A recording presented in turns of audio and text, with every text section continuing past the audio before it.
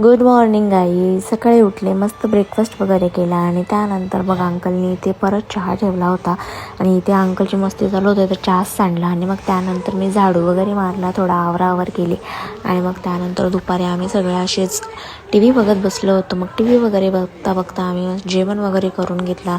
जेवण केल्यानंतर मग इथे मी फ्रूट कट केले अंकलसाठी, मग त्यांनी खाल्ले आणि मग त्यानंतर संध्याकाळी मी रेडी झाली आणि ही आई घरी आली होती. सो मी माझ्या आईला तिच्या घरी सोडायला गेली होती आणि मग ती तिथून आली आणि तेव्हा डॉली पण घरी आली.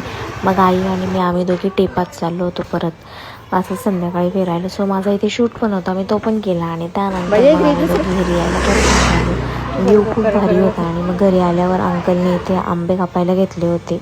आंबे खूप स्वीट आणि टेस्टी लागत होते. मग मी आंबा पण खाल्ला आणि मग त्यानंतर डॉली तिकडे गेली तर किचनमध्ये डॉली तिने घेतलेला व्हाईट सॉस पास्ता बनवायला. सो मग मी तिकडे तिची व्हिडिओ काढायला गेले आणि मग तिथे व्हाईट सॉस पास्ताची रेसिपी वगैरे बघितली आणि मग तिने पास्ता सगळ्यांना सर्व केला आणि मस्त मग आम्ही रात्री तेच जेवण केला, पास्ताच खाल्ला.